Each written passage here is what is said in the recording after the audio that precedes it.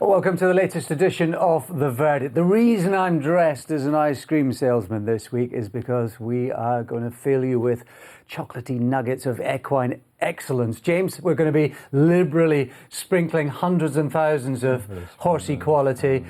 The show will not be vanilla in any respect, and as ever, James is never described as flaky. What a show we've got coming up. Very good, Trusty. In fact, I am the rum and raisin of pundits. It's pretty good, that, isn't it? It's good. I just thought of that, just on the spot. Yours were heavily scripted, but I thought of mine on the spot. The ice cream version of Marmite, I suppose. Actually, that's wrong, because I am very proud to say I've been delivering reliably moderate punditry now for over 20 years.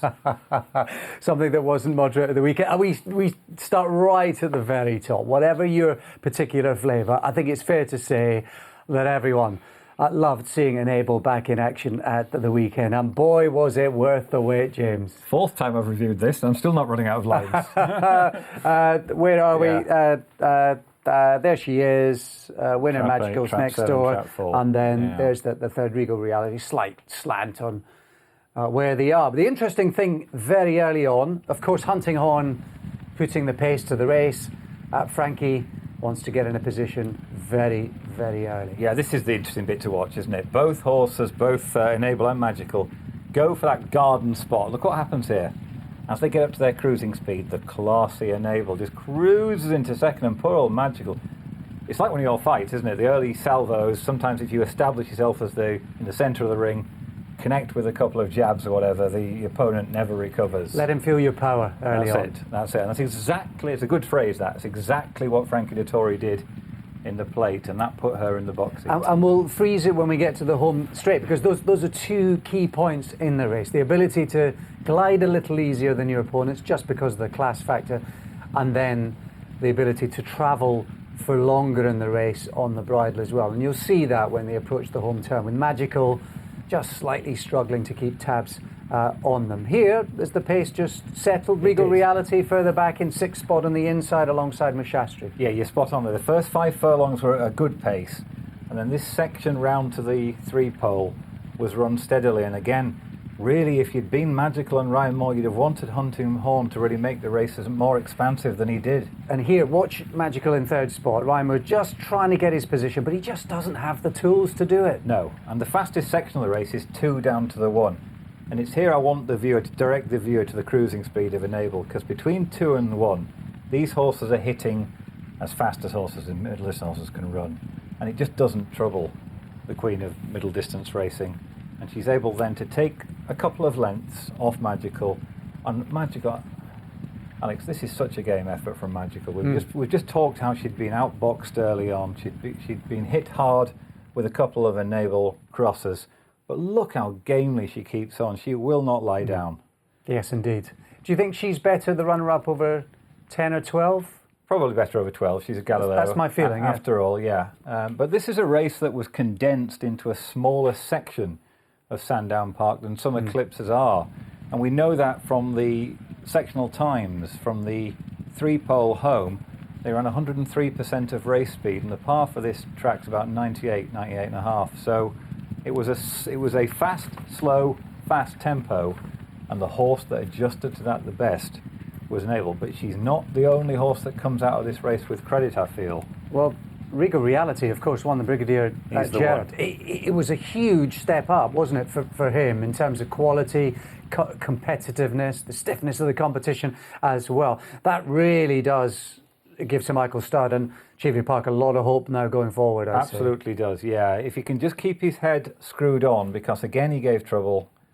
He had to be walked the wrong way around, ridden to post the wrong way around, and as you said, he's clearly a bit of a screwy individual, but he's got loads of talent. And coming from way off the pace here was not the right thing to do, given the way the race has run. Yeah. So you can mark him up a little. You can probably mark him just behind the runner-up in terms of merit. So you ran a great race. Look at that. Wouldn't you just fall in love with that? And Frankie on board as well. Unbeaten in 2.5 years now since that Newbury reappearance when she was beaten by a stablemate, wasn't she? Shutter speed 10 on the bounce, 8 of them Group 1s, £8.5 million. Thank you very much, and the coffers as well. and glorious heritage races one by one by one by one. Yeah, and you know how we rate races according to finishing positions and we agonise over the distances between horses? But this race here was an example of the race within a race, how races are settled sometimes by the internal fractions. Do you think in an ideal world, Ryan Moores, he wanted to be in second spot and those were the tactics? And he couldn't get there, but he could have been helped a bit more by hunting on. Of course, probably what would have happened is that this magical filly would have won by even further. Well, yes, indeed, because if she was to be, if she was to be beaten, funny, all my mates were texting me ahead of the race on weekends, sort of some racing mates, some not, and they were saying, you know, this Enable, is she a shoo-in or what? And I was saying, well, yes, in Grade 1 terms, in terms of class, yes, but if she is to be beaten, first time up, 10 furlongs. This might be the day. Sandown's really difficult in terms of putting the emphasis on stamina and conditioning. I know Nathaniel, her sire and former stable companion, won it first time out himself in 2012. But that 3 furlongs uphill, what happens is, where Frankie is so good in these races is just the little adjustments he makes, because Enable was ready to go 3 out. But if you go 3 out to 2 out, which is nearly the steepest part of the track, you're then left with a starey quarter of a mile in which some of the closers can come and nab you. And so you just had to sit there for a furlong before you really went for the dual arc heroine. And do you know what I really enjoyed when I was listening back to the commentary a couple of times before the race, and as the tapes go up and they're off, the roar that went up. And it was a reminder to me and to racecourses, I think, as well, that it's not just about putting racing on. No, we tend to think in those big days that people are just going through the gate for 10 pints of lager and they're not that bothered about what they're going to see. And yet we're getting repeated sense that actually people, you know, there are crowds going there who know exactly what they're saying. And even the people who are just novices can feel it. Yeah. They can feel top-notch sport and they can feel the synergy between horse and rider. And this is where we left out. Now, what you did miss, Alex, through being in Kazakhstan for the weekend doing your boxing, was that Enable, the bookmakers went 7-4 just after the race, which I described as a Mickey Mouse quote. And then suddenly they went, oh no, we never said that. It's actually, I think they make it up as they go along nowadays, because they're not going to lay a bet anyway at that stage. So, or not lay a big one anyway, until the market expands. And of course, you've got the top 2 in the market there, bet 365 prices, 4-6 versus 11-4.